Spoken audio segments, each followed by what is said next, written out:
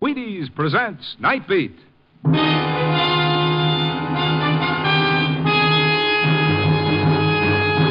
On stage tonight, transcribed from Hollywood, Night Beat, another in the Wheaties' big parade of exciting half-hour presentations.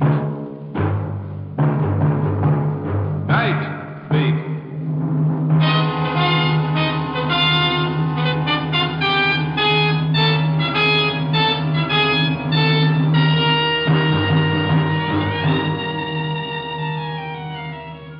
Hi, this is Randy Stone. I cover the Night Beat for the Chicago Star.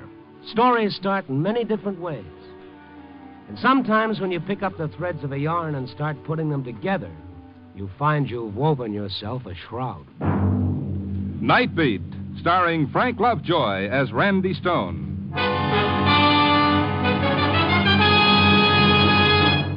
Did you know? Wheaties at 7 can help at 11. They really can. The world isn't half so tough to face when you've got a good breakfast under your belt. And it doesn't matter what part of the world you're facing either.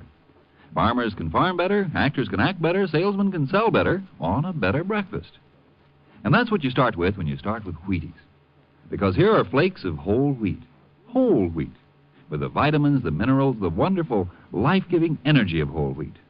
The very things you need to get work done that you meant to get done in the morning. Of course, it's no fun getting up in the morning to just a batch of vitamins and minerals. Wouldn't that be dull? But it's fun, you bet it is, to lay spoon to crisp, flaky little flakes called Wheaties. Pour on the cold milk, put on the fruit you like best, and eat happy. Breakfast of champions. Breakfast for you. Come on now. See how Wheaties at 7 can help at 11.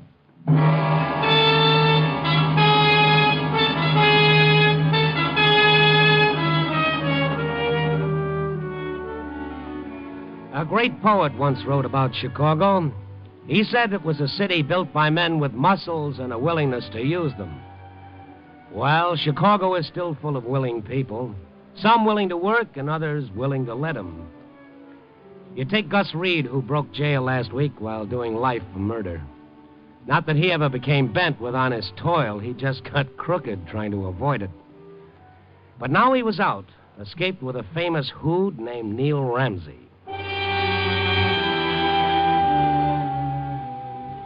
When I dropped into the precinct station to see if there were any late developments, the boys told me there might be some later on.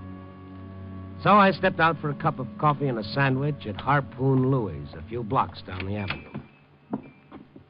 Oh, hello, Mr. Stone. Been several nights since I've seen you. Working hard? Well, I've been on the jump. What's good tonight? Got a fresh baked ham that's quite tasty. That's a deal. On white or rye? Rye, I guess. Mustard and pickle, I presume? Yeah, and a cup of coffee. Well, look what just walked in. Huh?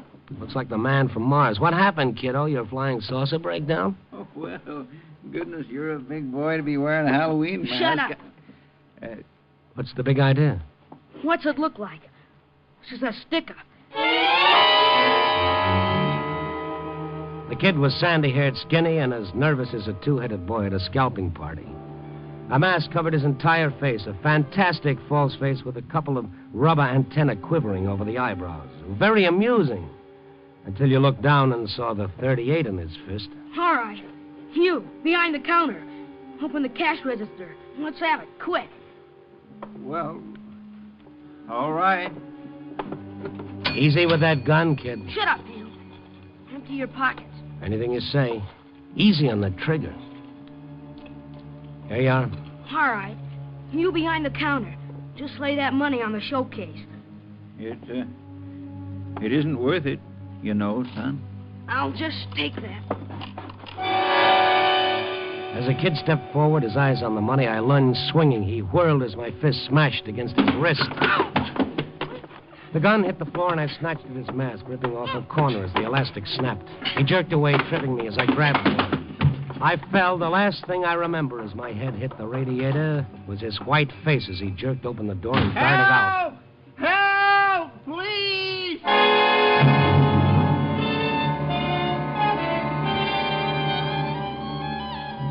When I came to, I was lying on the floor with the delicatessen owner and a couple of cops standing over me.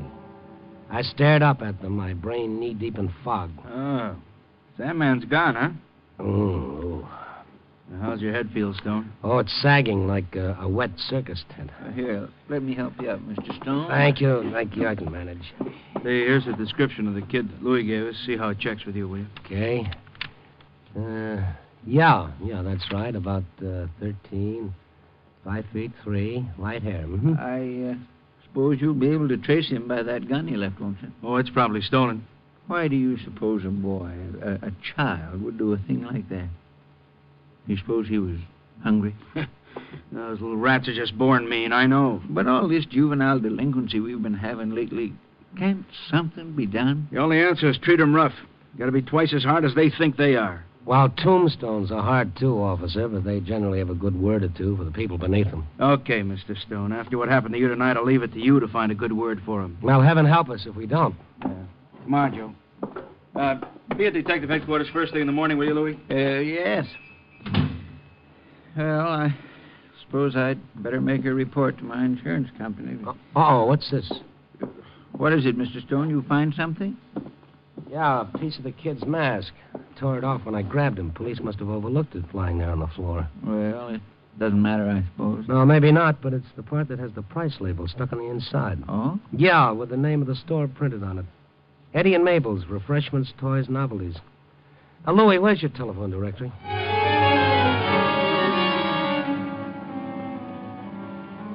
The address turned out to be down in the low-rent district. I hopped a taxi, and in a matter of minutes, I was standing in front of Eddie and Mabel's, staring at the toys littering the dusty showcase. Among them lay a few tired-looking masks, each one identical with the one the kid had worn. I went in. Yeah? Something I can do for you? I was just noticing those masks in your window. Have you sold any recently? Masks? Who sells masks this time of year? Why? Well, I just wondered. A drummer comes in and sells my husband masks. Can you imagine? In April, my husband buys masks for Halloween. Well... A head he's got on him. 2 months we have these masks in stock, and how many do you think we sell? One. One single mask. A businessman, he calls himself. Ha! Just when did you sell that one mask? Well, it so happens just this morning. To a 13-year-old boy who needs it like I need a hole in the head. Who is he? His poor mother slaves all day long in a laundry, and he spends money on junk like that. Does it pay to have children, I ask you? What's his name? Reed, Jimmy Reed. I feel sorry for his mother. Such a bum that kid is. But with that kind of a father, what can you expect? Oh, wait just a minute. Did you say Reed? Who is his father? Gus Reed, the gangster who breaks out of prison. It's in all the papers. Oh, yeah. I see. How is it that you know the boy and his mother so well? Why shouldn't I? They live in the apartment house on the corner. Why? Oh, thank you. Good night.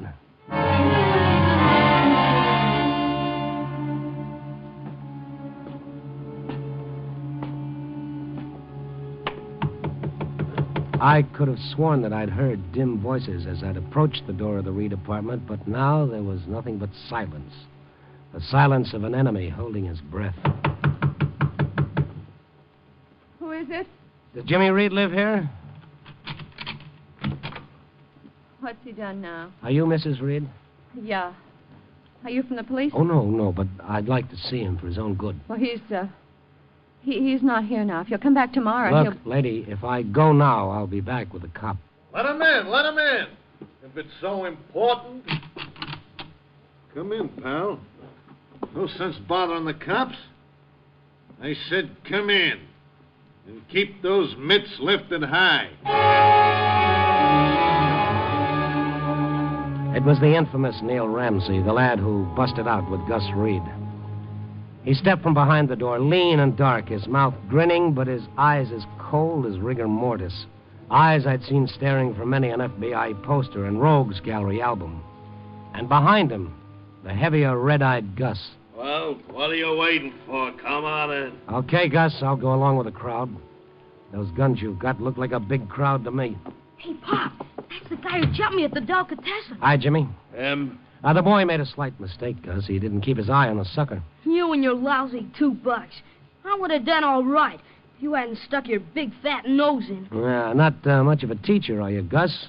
But then I don't suppose I can blame you. You never had nerve enough to stick up anybody yourself.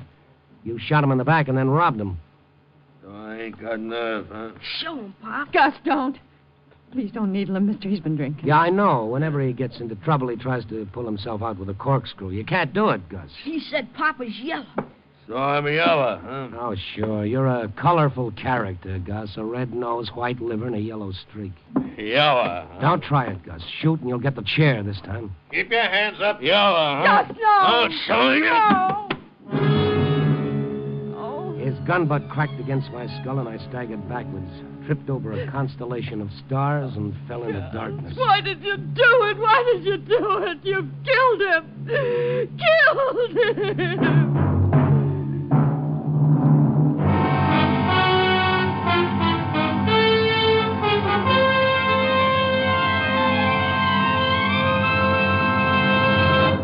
General Mills is bringing you Night Beat, starring Frank Lovejoy as Randy Stone.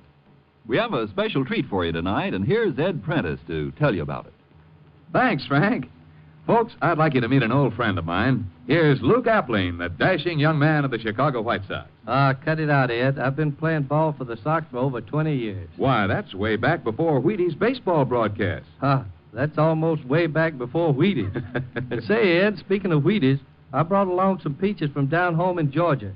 Reckon we can locate some bowls around here? Maybe the cast would like a little snack after the show. Well, what could be better than that? A Wheaties champion dishing up the breakfast of champions for a bunch of champion actors. Stick around, Luke. I got a whole case of Wheaties waiting for you. That's swell, Ed, but could I have just one bowl now? Wheaties are awfully tough to wait for.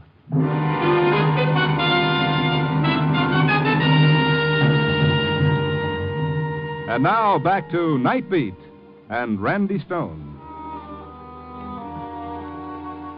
When I found myself the prisoner of a couple of fugitive killers, I should have played it dumb instead of giving out with a smart talk. Might have saved me a crack on the head to match the one I got in the delicatessen store. When I came to, I was lying on a sofa, limp as a poached egg on toast. I turned my head and I saw Mrs. Reed with Lieutenant Saunders of Homicide. Looks like he's coming out of it. How do you feel, Stone? One more dent in my skull. I'll rent it for a golf ball. So Gus and Neil got past you, huh? Well, they won't get past the roadblocks we set up. How'd they get out of the house? Over the roof? Yep, same way they got in, apparently. Old stuff. You should have figured that, Lieutenant. Oh, sure. Just like you figured on finding him there when you stuck your nose in. Yeah. Jimmy go with him? Jimmy's a child. Baby, he doesn't know what he's doing.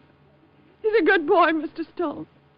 It's all his father's fault. He's twisted Jimmy. He thinks his father's a hero. Okay, Mrs. Reed, that wraps it up. We're through here for the time being.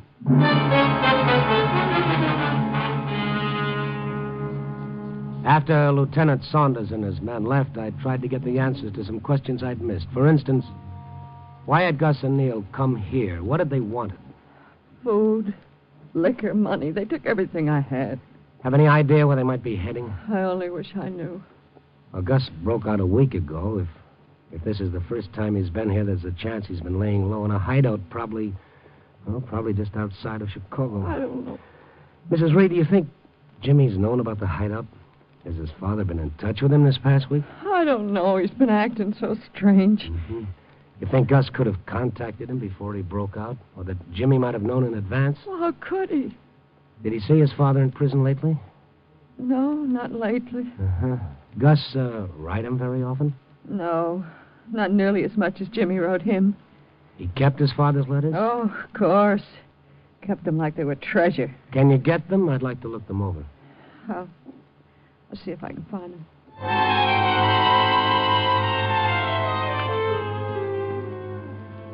I studied the half dozen or so letters that Mrs. Reed brought me and found nothing. They were uniformly dull, stupid, and apparently without significance. That is, all except the last one. Jimmy got it a couple of weeks ago. Read it.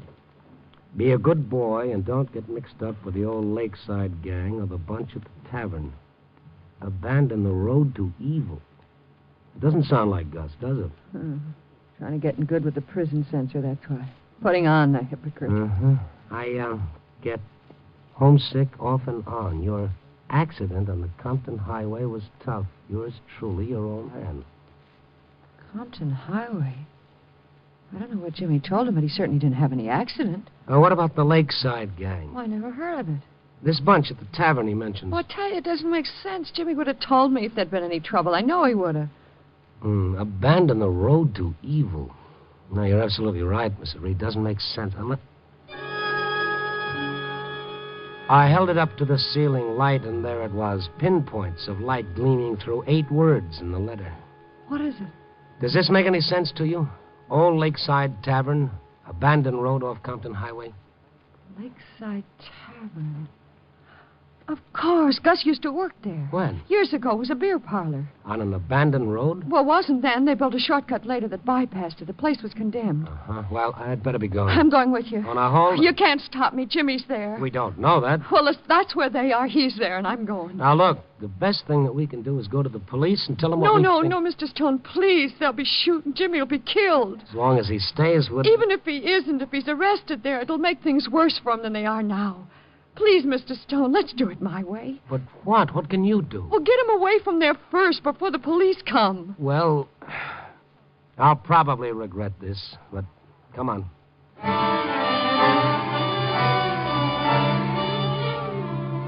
We took a taxi to the garage where I picked up my car, and we headed out past Lincoln Park, turning southeast for the highway.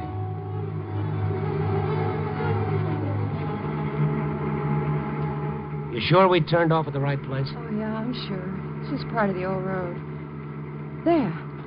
There it is, the tavern between those trees. Oh, yeah. Uh-oh. What is it? Thought I saw a light in one of those windows. Oh, I didn't see anything. Now, look, we passed a filling station about a mile back down the road. Be much better if we went back and buzzed the state highway. Oh, no. Hey, what are you doing? Hey, wait! Jimmy! Jimmy! Look, you want to get us killed? There's nobody here. All right, let's get back to the car and get out of here. Wait. What are you doing? I'd like to take a look inside. Why? Well, they may have been here and gone. Please wait. We might come on a clue. Everything comes to him who waits, including a hearse. It's unlocked. Now, let's get a match going. Okay, let's go in and watch out for snakes. Don't you ever knock? Oh. Well, I was afraid we'd find a snake in here. Hiya, Neil. Stay right where you are, wise guy. What are you doing there in the dark, waiting for something to develop? You know, that door with the moonlight behind you makes a very nice frame. I couldn't miss. Jimmy! Jimmy, where are you? Cut it out, sister. Okay, Gus, open up the lantern. We got him. Yeah. Gus. Yeah. Close the door, mister. So you found the place, huh? Gus. Well, I hope you're satisfied. Gus, where's Jimmy? What's happened to him? What's happened to him, she says. Here I am sitting with a bullet in my chest, and all she hollers is what's happened to that dumb little punk. Gus. She sees me. Gus, where is he? Oh, dry up. He'll be back. I just sent him down the road for a can of gas. Where's your car? You think we'd leave it out in front? What happened to Gus? Who shot him? What difference does it make? This is one story you ain't covering, pal. There ain't no kibitzes tonight. You dealt yourself in, and your cards don't look good, pal. Not with me holding 6 bullets in my hand. Well, like they say, Neil, the game is always darkest before you've drawn. Yeah, well, you don't get no more cards, friend. You're through. The roadblock. Of course. Gus got it when you crashed the roadblock. Give the sucker a cigar. You know, I get a bang knocking you two off right now. But just in case we do have trouble, maybe we could use a hostage or two. Hostage? Neil, that's a $2 word. Yeah. I got a 39-cent rope to go with it. Turn around, both of you.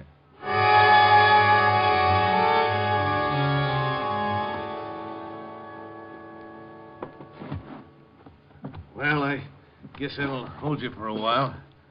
Keep him covered, Gus. As soon as the kid gets back, he can come upstairs and stand watch at the window while I come down and take over. Give you a chance to sleep. Yeah. And if they try anything, let them have it. I can handle him. Go on. Gus, I don't care what you do to me, but your son, your own flesh and blood. Shut up. Gus, please. Yapping, always Listen, yapping. Gus, all this time I've been saving, hoping to have enough to send him to college someday, and then you come back. College?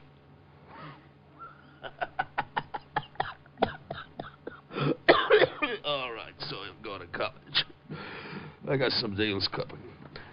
Look, you help me get out of this spot, and we'll have enough dough. The Gold Coast Servants College, huh? So I'll send him to college. But you can send him to college, Gus, now. What?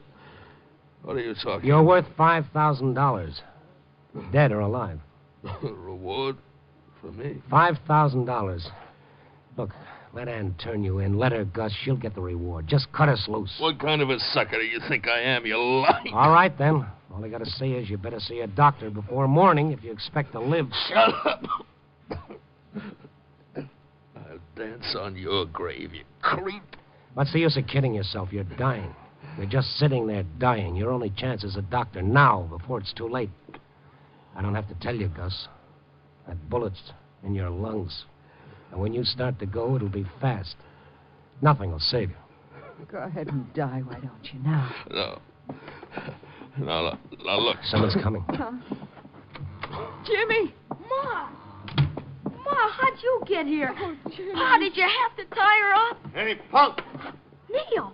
Hey, why'd you have to tie her up? Seen you come up the road with that can of gas. Where is it? Outside. Well, get it in the car. You hear? Make it snappy. Yeah. And when you're through, come on up here. Okay. Ma. It's all right, Jimmy. Jimmy, Neil will kill your mother. You've got to cut us loose. Oh, no. No, he won't. Everything will be all right, Ma. I gotta get to a doctor. You haven't got much time, Gus. I gotta get out of here. But jeepers, Pop, we can't. Maybe if I can get Neil to let me go for a doctor. A doctor won't do him any good here. He's got to get to a hospital. Yeah. But, Pop... But I'm dying. I can't lay here and just die. But, Pop, Neil said all the roads... Neil'll be hanged. He can burn for all I care. It's your only chance, Gus. Not only for yourself, but for your wife and Jimmy. The reward will help. Reward? What difference does that make to me? Look, I gotta get to a hospital. Look, I'll cut you loose. You gotta help me. Huh? Roll over. Right. Close enough? Yeah. Make a sound you little rat, and I'll blast Gus, he won't. There. Now your hands are loose. Give me that gun and the knife. Okay, Mrs. Reed. Oh. And now your ankles. Oh. There you are. Okay. Just stand right where you are. Neil. Yeah, your partner. Neil Ramsey stood at the head of the stairs at the other end of the big room. I could barely make him out in the dim gloom, but you didn't have to spotlight his .45 to know that it was looking down at us. Drop the rod, journalist. He came down, crossed the floor, his face twisted in the kind of grin you see pictured on labels over the word poison. So you want to go to a hospital, eh, Gus? Neil, I gotta. I can't breathe. And I can blame for all you care, eh? No, I didn't mean it that way, Neil. You want to go to a hospital, give up. They can't give you a worse sentence than what you got now, is that it? I wouldn't say anything, Neil. I But wouldn't... me, I burn when they catch me, eh? But you don't care. That's okay by you, eh? I'm no good to you, Neil, please. Please, Neil, don't do it. I wouldn't double-cross you, I swear I wouldn't. You swear. I'm just looking at you, Gus. I'm wondering why an operator like me, who's supposed to have a few brains, ever tied up with a cheap, yellow... My Pop's not yellow. What's the matter, punk? Does the truth hurt? Well, he'll tell you so himself. Go on. Tell him, Gus. Tell him you're a cheap, yellow louse. Tell him or I'll... I'm a cheap yellow louse.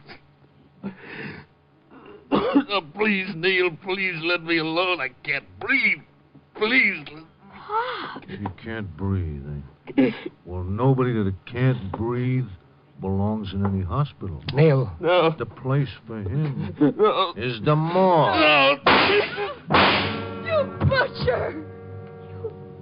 You shot my Pop. You shot him.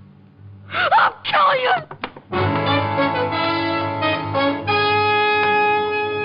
The kid flew at him, and as he wheeled to shoot, I put everything I had into a right that struck behind his ear with a shock that jarred me to my toes. Neil lay at our feet, sprawled out as cold as a witch's kiss. Jimmy stared down at him, the frenzy draining from his face. And something else went out of him, too.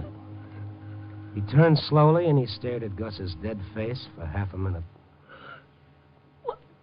Why did he do it? Why did Bob do it? Do what, Jimmy? What, dear? They're yellow. Yellow! He turned yellow! Look, Jimmy, I know he was your pop and it's tough, but without his gun, he was nothing. Nate would have turned yellow, too, if Gus had hit the drop on him. Without their guns, without having that advantage, they're all yellow, Jimmy, all of them. Begging for their lives and licking your boots and asking for mercy that they themselves would never give. People like that aren't heroes, kiddo. Takes a lot more than a gun to make a hero. A lot more. Jimmy. And you know what, Jimmy? You can be different. I think you have what it takes. Jimmy, dear. He'll be all right, given half a break. I'm sure of it.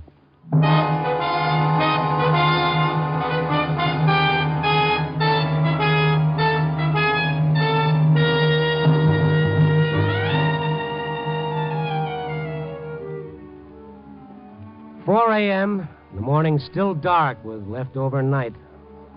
A few hours from now, Mrs. Reed will find out that there is no reward for Gus, that I lied trying to trick him into letting us go. But she'll feel better about it, maybe, when she finds out there is one for Neil, and $5,000 worth. So maybe Jimmy will have his chance for an education after all. That is, after we straighten out a slight case of armed robbery and aiding to escape convicts. This is going to take quite some straightening, but when it comes to kids, even at 4 in the morning, I'm an optimist. Well, so that's it. It isn't often life ties up a story with a rose-colored ribbon. Usually it just leaves the loose ends dangling. So, well, let's tie it up. Copy, boy.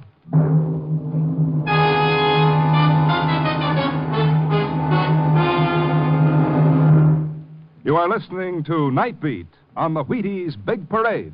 And here's the star of Night Beat, Frank Lovejoy. Got your Wheaties on you, Frank? Oh, no, I hardly ever carry them with me, Frank, but I always know where I can get them, you know. Mm-hmm. We have a place on the cupboard shelf at home reserved for the Wheaties box. Well, I suppose with a couple of youngsters digging in, the Wheaties don't last long at the Lovejoy house. Oh, that's for sure. We really go through them. So do we. I guess there are a lot of families like ours, Frank, where Wheaties have a reserved place on the cupboard shelf. Well, I can't think of a nicer whole wheat flake to reserve a place for, Frank Martin. Good night. Good night, Frank Lovejoy. Get your Wheaties, everybody.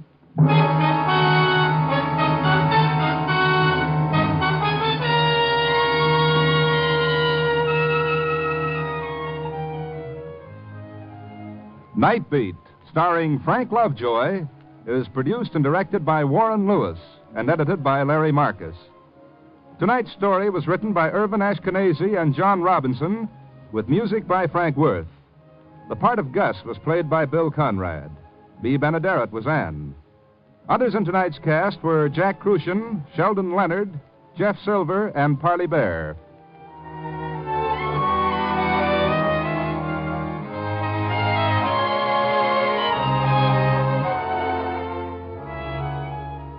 Listen next week at this time and every week as Randy Stone searches through the city for the strange stories waiting for him in the darkness. And this is the Wheaties man, Frank Martin, inviting you to listen also on Tuesday, that's tomorrow night, to the Penny Singleton Show on the Wheaties Big Parade. See you then.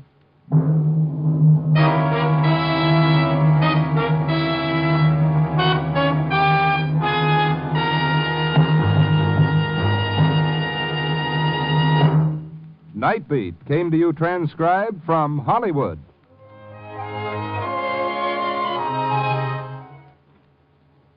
Stay tuned now for Top Secret, starring Alona Massey on NBC.